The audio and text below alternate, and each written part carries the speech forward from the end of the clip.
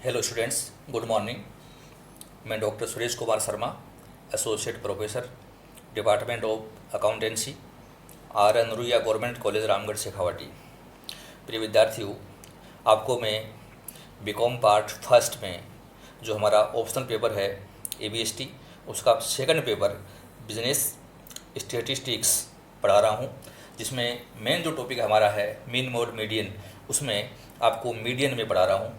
मेरे पिछले 2 लेक्चर में आपको मीडियन की गणना विभिन्न श्रेणियों में किस प्रकार से की जाती है, चाहे वो इंडिविजुअल सीरीज हो, चाहे वो डिस्क्रीट सीरीज हो, चाहे वो कंटिन्यूस सीरीज हो, किस प्रकार से ज्ञात की जाती है, वो मैंने आपको सिखाया। मेरे पिछले लेक्चर में आपको मीडियन में आने वाली विभिन्न प्रकार की समस्याएं आपको समझाई कि आप हमारे असमान अंतराल हो तो मध्यका की गणना कैसे करें, हमारी सीरीज इनक्लूसिव हो तो कैसे मध्यका निकालें, एक्सक्लूसिव हो तो क्या काम करें, अगर हमारे सवाल में मिड वैल्यूज़ या सेंट्रल वैल्यूज़ दे रखे हैं तो हम किस प्रकार से मध्यका की गणना करें, वो समान अंतराल पे हैं या वो असमान अंतराल पे हैं तो मध्यका की गणना किस प्रकार से करें, आपने सीखा। आज मैं एक विशेष प्रकार की समस्या आपके सामने ले रहा हूँ जो बीकॉम लेवल पर कई बार परीक्षा में आ चुकी है। उससे आप मीडियन में निकाल सकते हैं, मोड और अर्थमेटिक मीन में भी वो काम में आती हैं। तो किस प्रकार से हम मीडियन विभिन्न समस्याओं में हल करें तो ये समझना है। तो आज का जो क्वेश्चन है वो एक ऐसा क्वेश्चन है जिसमें हमारी सीरीज लेस देन में भी है, हमारी सीरीज मोर देन में भी है, और कुछ वर्ग ऐसे हैं जो समान या असमान अंतराल के प्रकट हो रहे हैं। तो मध्यका की गणना करने के लिए हमें क्या काम करें ये आपको समझना है। Calculate median from the following data. Wages दे रखी है रुपीज़ में, लेस देन 20, लेस देन 40, फिर 20 रुपये से 60 रुपये, 60 एंड अबव, फिर 80 से 100, 100 एंड अबव, 120 एंड अबव, और नंबर ऑफ पर्सन दे रखे हैं। तो ये एक मिला जुला क्वेश्चन है जो कंटिन्यूस सीरीज से संबंधित है। ये लेस देन सीरीज भी है और मोर देन सीरीज भी है। तो विद्यार्थियों, सबसे पहले इस क्वेश्चन को हम समान अंतराल वाले आरोही श्रेणी में बदलेंगे और अपवर्जी श्रेणी में इसको व्यवस्थित करेंगे। पहला जो मैंने आपको विधि बताई थी मध्यका ज्ञात करने के लिए, हमारी श्रेणी समान अंतराल वाली अपवर्जी श्रेणी होनी चाहिए, चाहे वो आरोही क्रम में बनाए चाहे अवरोही क्रम में। तो हम असेंडिंग ऑर्डर में इसको लेते हैं। हमें देखने पर पता लग रहा है कि इसमें 20 भी है, 40 भी है, 60 भी है, 80 भी है, 100 भी है, 120 भी है। तो ये 20-20 का अंतराल वाली सीरीज है। मैं इसको असेंडिंग ऑर्डर में बना रहा हूँ। Computation of median.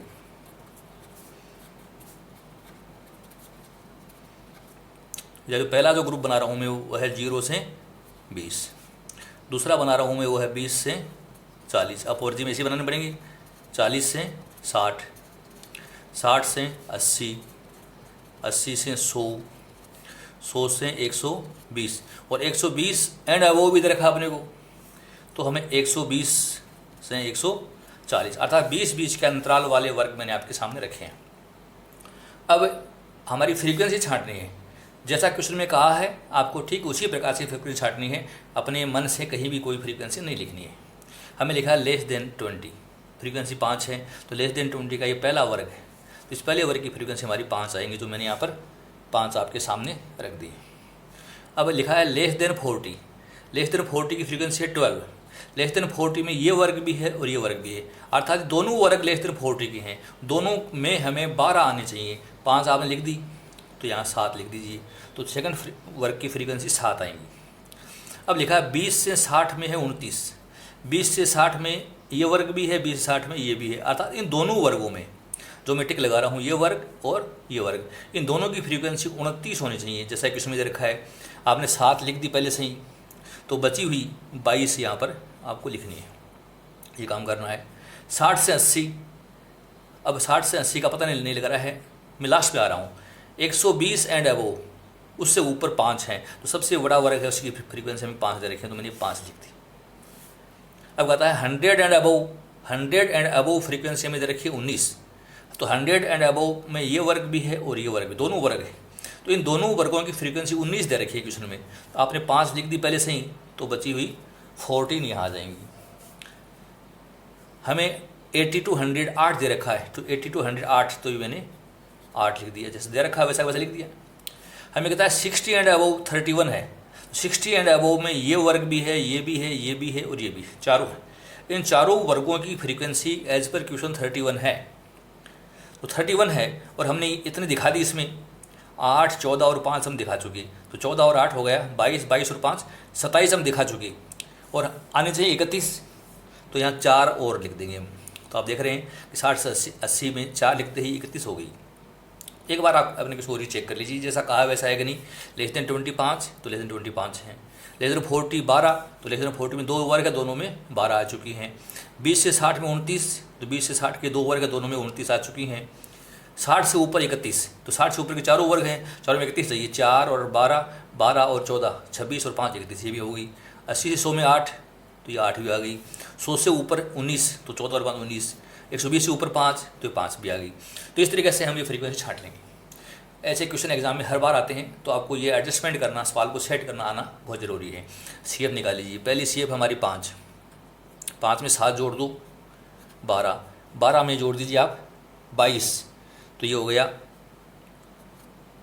34, 34 में आप 4 जोड़ दीजिए, तो ये हो गया 38, 38 में आप 8 जोड़ दीजिए, तो ये हो गया 46, 46 में आप 14 जोड़ दीजिए, ये हो गया 60, 60 में आप 5 जोड़ दीजिए, ये हो गया 65, और n बराबर भी 65। टोटल ऑफ फ्रीक्वेंसी हमारा 65 हो जाएगा। अब हमारी अखंडित श्रेणी बन गई, ये अपवर्जी भी हो गई है। हमें स्मॉल m निकाल लेना है। स्मॉल m का फॉर्मूला है n/2।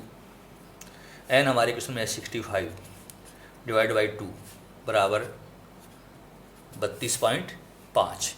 तो हमने ये स्मॉल m निकाल लिया।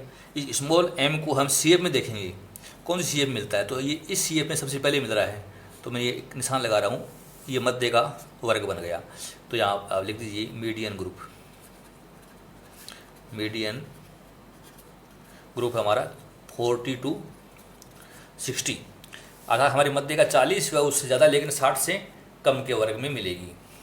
सूत्र लगा रहा हूँ मैं, L1 plus I/F M-C। L1 है 40, I मतलब क्लास इंटरवल, इन दोनों में कितना अंतर है, अंतर है 20 का। F इस ग्रुप में फ्रीक्वेंसी 22 है, तो डिवाइड बाई 22। स्मॉल m हमने ज्ञात किया है 32.5, और मध्य का वर्ग से पिछले वाले वर्ग की सी एफ है 12, मैं यहाँ सी लिख देता हूँ, ये है 12।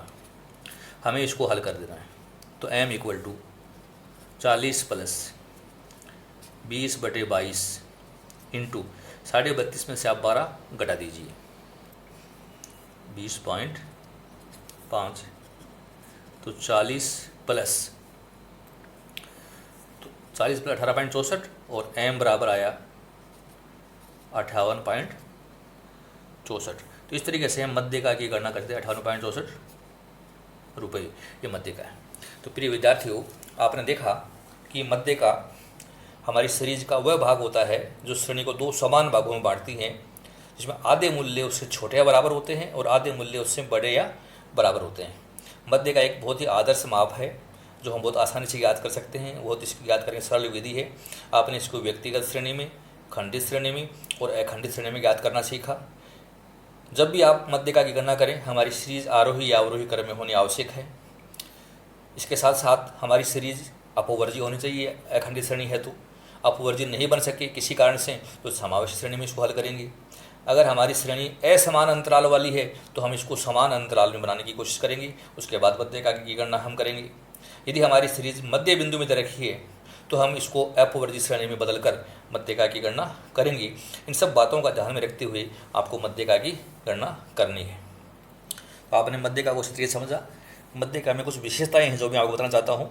मध्यका एक स्थिति संबंधी माध्य है जिसका मूल्य समग्र श्रेणी के किसी भी मूल्य के बराबर होना आवश्यक नहीं है। मध्यका का मूल्य मध्य का पद की स्थिति पर निर्भर करता है। यदि सभी विचलनों को धनात्मक माना जाए तो मध्यका से ज्ञात किए गए विचलनों का योग अन्य माध्यों की अपेक्षा सबसे कम होता है। गुणात्मक तथ्यों के अध्ययन के लिए मध्य का एक अधिक उपयुक्त माप माना जाता है। तो विद्यार्थियों, मध्य का बहुत सरल है, इसकी गणना करना बड़ा आसान है। ये सीमांत मूल्यों के बिना मध्य का हम याद कर सकते हैं। मध्य का को आप बिंदु रेखीय प्रदर्शन के द्वारा भी प्रकट करके दिखा सकते हैं। तो ये थी मध्य का। अब अगले लेक्चर में आपको मैं बहुलक के बारे में पढ़ाऊँगा, जिसको मोड कहते हैं, भूइष्ठक कहते हैं। तो आप मेरे लेक्चर्स निरंतर सुनते रहिए, देखते रहिए, और आपको अच्छे लगे तो आप लाइक करिए और अपने साथियों में इनको सब्सक्राइब कीजिए, शेयर कीजिए। Thank you so much.